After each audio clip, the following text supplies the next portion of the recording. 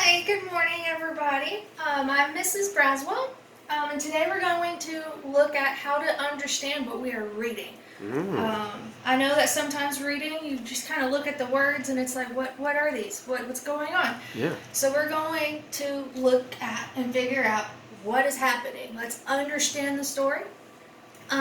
First, I'm going to read you guys a story called The Frog. And we're going to together pick out the key details in the story so that we can know what happened. Gotcha. And then you're going to do it by yourself. Um.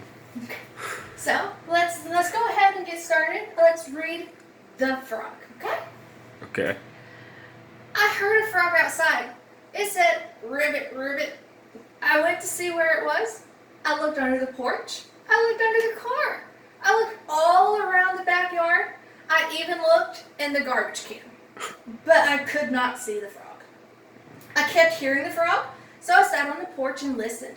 When I heard it again, it sounded like it was right next to me, so close that I could touch it. I looked all around me, but I still couldn't see the frog.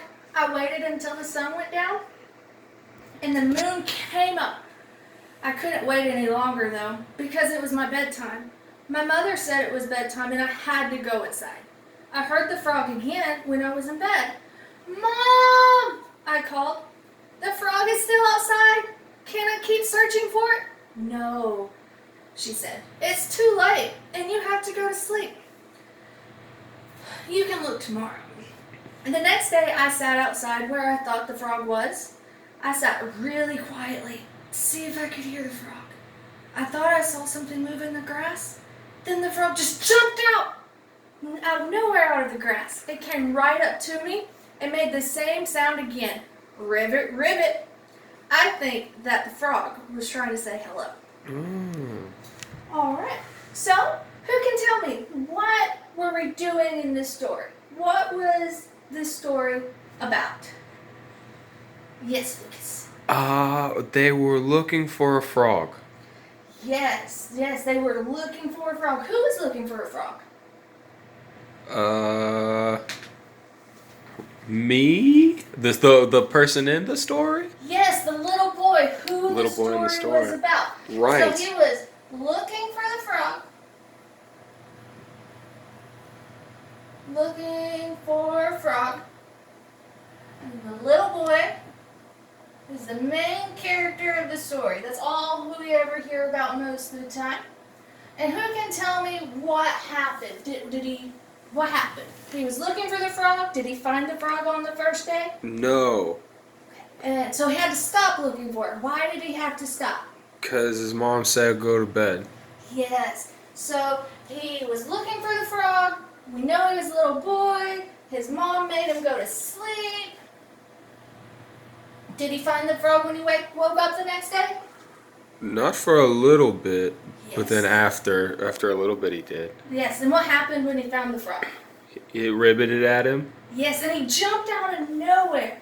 Oh yeah, it jumped out of nowhere. He Yeah. just jumped out of the grass.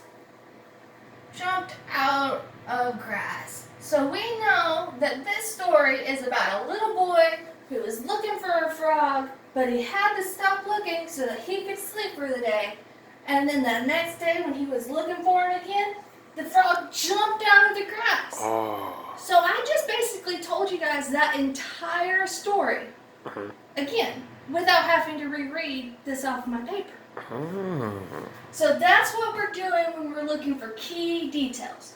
Trying to figure out what happened without going into so many words.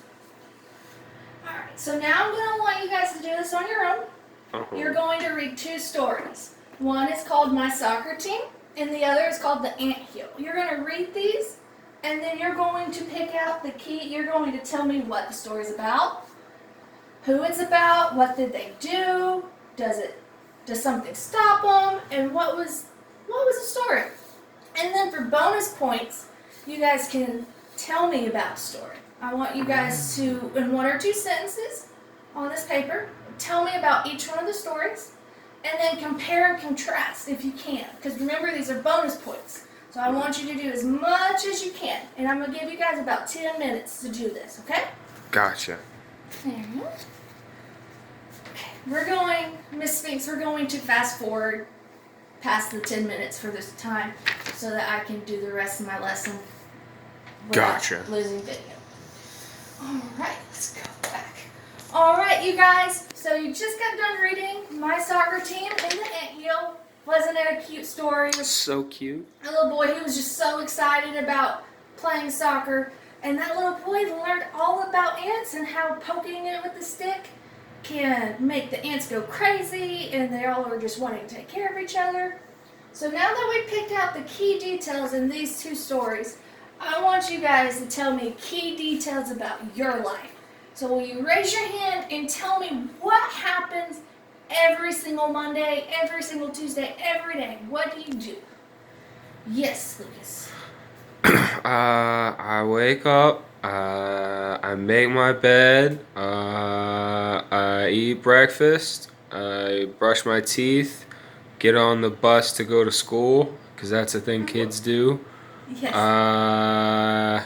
Yes, that's very good, Lucas. So the key details about your morning is that you wake up, you have to make your bed, you eat breakfast, and you go to school. Oh. So those details will sum up your morning without you having to, sit there and be like, okay, so I woke up at 6:30, I made my bed, my mommy made me breakfast, it was waffles and bacon and eggs. Like, that's just that's so much. Right. So you just told me the little pieces. Gotcha. The little pieces that make up your morning. Oh. All right.